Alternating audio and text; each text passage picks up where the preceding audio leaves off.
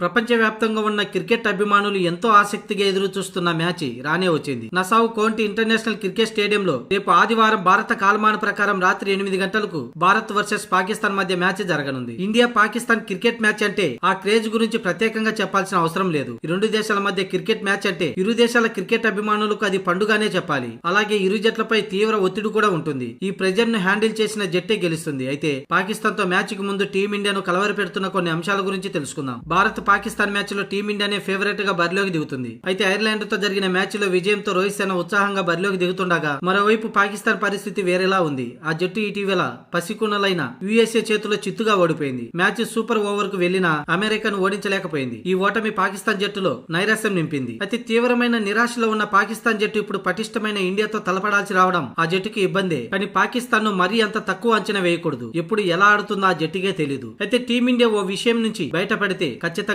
ఈ మ్యాచ్ లో విజయకేతనం ఎగరవేయడం ఖాయం. ఇప్పటి వరకు వరల్డ్ కప్ లో ఆడిన ఏకైక మ్యాచ్ లో రోహిత్ శర్మతో ఓపెనర్ గా బరిలోకి దిగిన విరాట్ కోహ్లీ రాణించలేకపోయాడు. ఐర్లాండ్ తో జరిగిన తొలి మ్యాచ్ లో కోహ్లీ ఓపెనర్ గా దిగి కేవలం ఒక పరుగు మాత్రమే చేసి అవుట్ అయ్యాడు. అలాగే వరల్డ్ కప్ మ్యాచ్ల కంటే ముందు బంగ్లాదేశ్ తో ఆడిన వార్మప్ మ్యాచ్ లో సంజు శాంసన్ ను ఓపెనర్ గా ఆడించిన అతను విఫలమయ్యాడు. దీంతో టీమిండియా ఓపెనింగ్ సమస్య ఉంది. ఈ సమస్యను అధిగమిస్తే టీమిండియా ఆపడం పాకిస్తాన్ తరం కాదని క్రికెట్ అభిమానులు అలాగే విశ్లేషకులు అంటున్నారు. అయితే విరాట్ కోహ్లీ గొప్ప బ్యాట్స్మెన్ మనందరికీ తెలుసు. కానీ కాలం కూడా కలిసి రావాలి. ఎందుకంటే ఈ మ్యాచ్ లో విరాట్ కోహ్లీ ఆడినా ఒకవేళ రోహిత్ శర్మ విఫలమైతే స్టార్ట్ అందుకోవడం కష్టమే కదా. మిడిల్ లో ఏ ఒకరిద్దరు బ్యాట్స్మెన్ రాణించినా కూడా ఓపెనర్లు మాత్రం ప్రతి మ్యాచ్ లో ఇద్దరు రాణిస్తేనే ఆ జట్టుకు విజయ అవకాశాలు మెండుగా ఉంటాయి. ఆ ఒక్క విషయంలో అధిగమిస్తే టీమిండియా పాకిస్తాన్ పై వార్ వన్ సైడే. ఎందుకంటే అటు బౌలింగ్ లోను ఇటు మిడిల్ ఆర్డర్ లోను టీమిండియాకు పర్వాలేదనిపిస్తుంది. ఓపెనింగ్ విషయంలోనే ఇద్దరు ఒకేసారి రాణిస్తే చూడాలని ఫ్యాన్స్ కూడా ఎంతో ఆతృతగా ఎదురు చూస్తున్నారు.